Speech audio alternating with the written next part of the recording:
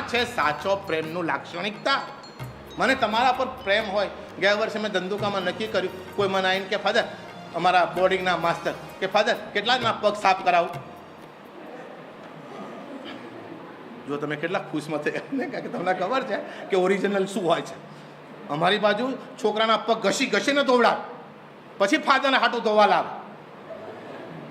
અને મેં કીધું મારું હાલું આ બરાબર ના કહેવાય, જેવા હોય એવા ધોઈ નાખીએ, એમાં શું વાંધો. એટલે મેં નક્કી કર્યું, મેં કહ્યું તું ચિંતા ના કરીશ, હું મારી વ્યવસ્થા કરી લઈશ. અને મેં વ્યવસ્થા કેવી કરી, બંને બાઇબલ પર હાથ મૂકીને કે હું આટલું જૂઠું બોલતો નથી. મેં જાહેર કર્યું કે જેને પગ ધોવડાવવા હોય એ આગળ આવે.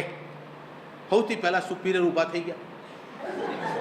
અહીં બેઠા છે એટલે કંઈ હાય હાય નથી, મારી સામું બેઠા છે, એ અમારા ધંધુકાના સુપીરિયર બેઠા, એ ઊભા થઈ ગયા. મગજમાં એમ હશે ધોવડાવું, આજે ધોવડાવું, વારો પાડ દઉં એમ, પગ ધોવડાવું તો ખરો જ, એવું સરસ. એક પછી એક ગમે એટલા ગંદા પગ હોય તોય શું થઈ ગયું, 2 કળશા વધારે પાણી જોઈએ.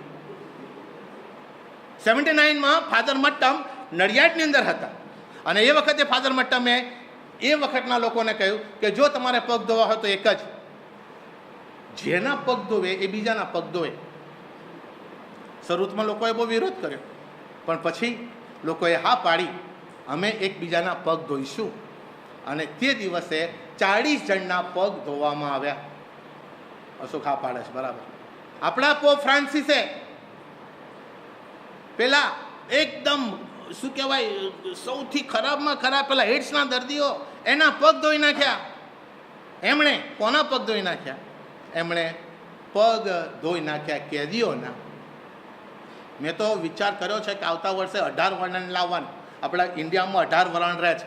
અમારા ધંધુકાની બોર્ડિંગમાં 8 વરણના છોકરાઓ છે. 8 લાવવાના અને બીજાને બહારથી લઈ આવવાના.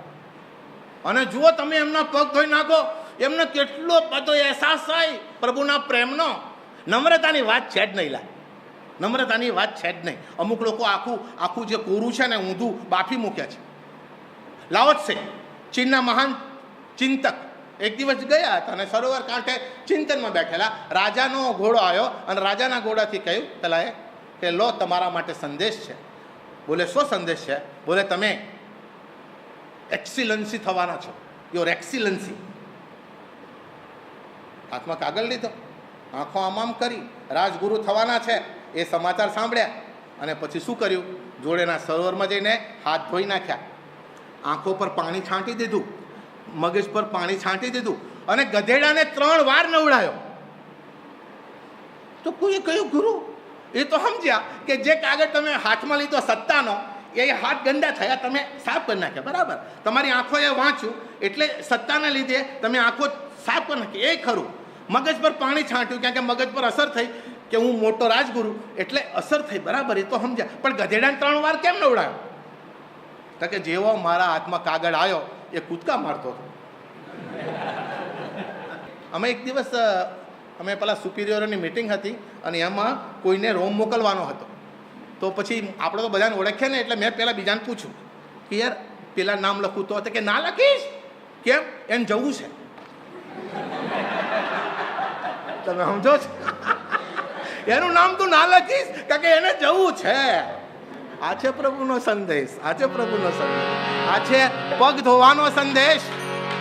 પગ ધોવાના એટલે હું તમારા પર પ્રેમ પ્રગટ કરું છું.